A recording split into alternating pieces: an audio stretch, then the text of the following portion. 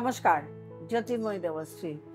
আজকের আলোচনা করব 12 মে থেকে 18 আগস্ট অবধি শনির পূর্ব ভাদ্রপদ নক্ষত্রের দ্বিতীয় চরণে থাকবে।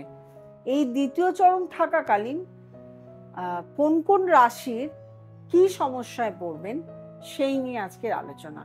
কাদেরকে সাবধান থাকতে হবে সেই নিয়ে আলোচনা। শনি দেবতাকে আমরা অনেকেই ভয় পাই, কিন্তু এই শনি দেবতাই তার কর্মফলের জন্য ভিখারিকেও রাজা করে দেয়।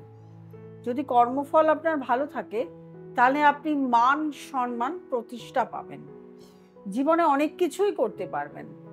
আবার শনির সাড়ে সাথী, শনির ঢাইয়া, শনির দশাতেও কিন্তু দেখা যায় অনেক ব্যক্তির অনেক ক্ষতির সম্মুখীন হয়েছে। তো এই শনির দেবকে সন্তুষ্ট রাখার জন্য প্রত্যেকটা ব্যক্তি চেষ্টা করেন শনিদেবের পুজো করতে, শনিদেবের মন্দিরে গিয়ে পুজো করতে, অশ্বত্থ গাছের তলায় গিয়ে পুজো করতে, অশ্বত্থ গাছকে জলদান করতে, অশ্বত্থ গাছের তলায় প্রদীপ জ্বালাতে, বিভিন্ন রকমভাবে শনি দেবতার মন্ত্র বলে, শনিবারে উপবাস করে, শনিবারে নিরামিষ খেয়ে বিভিন্নভাবে শনি দেবতাকে সন্তুষ্ট রাখে। সেই শনি দেবতা আমাদের জীবনে এসে বিভিন্নভাবে শনি দেবতা কিভাবে আমাদেরকে ক্ষতি করে বা কখন ভালো করে সেগুলো তো আমরা সব সময় জানতে চাই।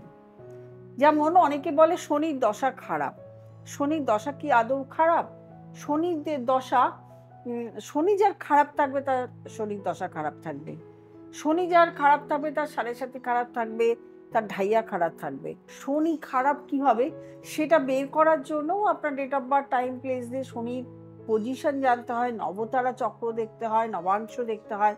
তার থেকে শনির দশা আপনার খারাপ যাবে না শনির সাড়ে সাথে খারাপ যাবে, সেগুলো তো আমাদের আলোচনা ভিত্তিক, মানে আলোচনা চেম্বারে এসে আলোচনা করতে হবে। এখন বলবো যে কোন কোন রাশির একটু সাবধানে থাকতে হবে। প্রথমেই আসবে কুম্ভ রাশি। কুম্ভ রাশি ব্যক্তিরা কেমন সেটা একটু আলোচনা করি। কুম্ভ মানে ঘোড়া। ঘোড়া, আপনি যদি আপনার সামনে একটা ঘোড়া রেখে দেওয়া হয়, আপনি কিন্তু সেটা দেখতে পারবেন না কি আছে, যতক্ষণ না আপনি সেটাকে দৃষ্টি দিচ্ছেন, সেটা দিকে ভিতর দিকে তাকাচ্ছেন, আপনি ততক্ষণে বুঝতে পারবেন না যে ওটার ভিতরে কি আছে। কুম্ভ রাশির জাতক জাতিকারাও খানিকটা ওই রকম, যে সেটার তার মনের ভিতরে কি আছে সেটা বোঝা যায় না।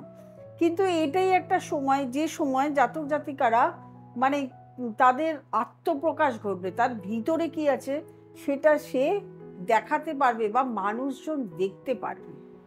এই সময়টাকে মানুষজন বুঝে যাবে যে তার ভিতরকার ব্যাপার কি, তার মনের ব্যাপার কি, মনের মধ্যে কি চলছে। তার সঙ্গে বলবো, আপনি যদি কোনো ইনভেস্টমেন্ট করতে চান এই সময়টা একটু সাবধানে ইনভেস্টমেন্ট করবেন। সন্তানকে নিয়ে সমস্যা থাকতে পারে, এই সময় একটু চিন্তা হতে পারে। সন্তানের জন্য চিন্তা স্বাভাবিক, পড়াশুনো নিয়ে, সন্তানের শরীর স্বাস্থ্য নিয়ে, আর দাম্পত্য জীবন বা প্রেমের জীবনেও কিন্তু প্রবলেম আসতে পারে। তারপরে আসবো তুলা রাশি।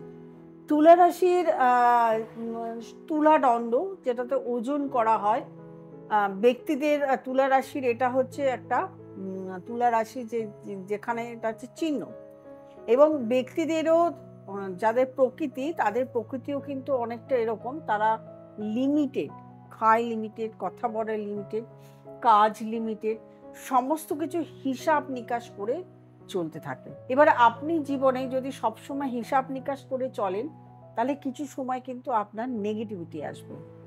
সেরকম ধরুন আপনি যে প্রফেশনে আছেন সেই প্রফেশনের ক্ষেত্রে আপনি একদম লিমিটেশন রাখছেন। যেমন ধরুন আপনি চাকরি করছেন, আপনি যেখানে জব করছেন সেখানে কি লিমিট কাজ করলে হবে?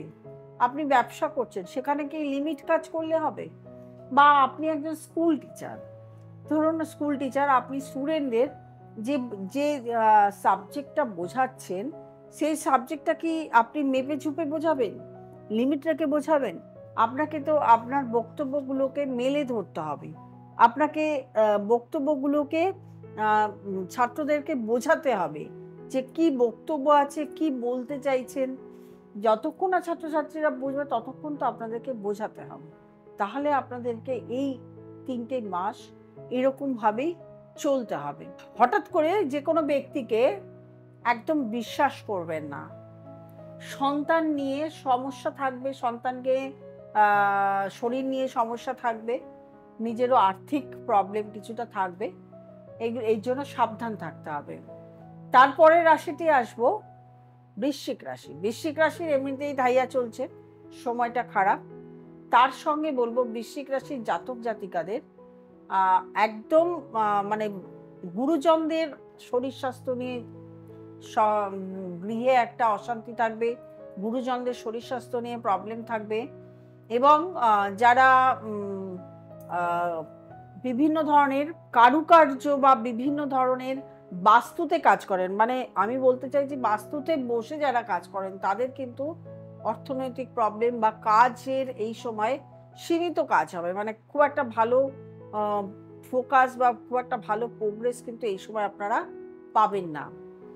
আর সবসময় বলবো যে শরীর স্বাস্থ্যকে মেনে নিয়ে তারপরে চলতে হবে। শনির জন্য আপনারা অবশ্যই অশ্বত্থ গাছের তলায় জল দিতে পারেন, প্রদীপ ধরিয়ে সর্ষের তেল দিয়ে কালো পোলতে তৈরি করে তার মধ্যে কালো তিল দিয়ে জ্বালাতে পারেন। এবং তার সঙ্গে শনি দেবতার পুজো করতে পারেন, মন্দিরে গিয়ে শিব ঠাকুরকেও পুজো করতে পারেন। বিভিন্ন ধরনের পুজো আচ্ছা যেগুলো আছে শনি বা শিব ঠাকুরের, সেই পুজোগুলো করতে পারেন।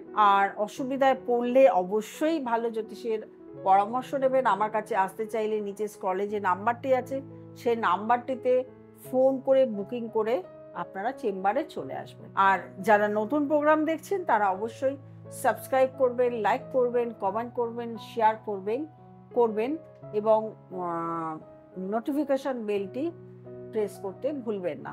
প্রত্যেকে ভালো থাকবেন, আনন্দে থাকবেন। নমস্কার।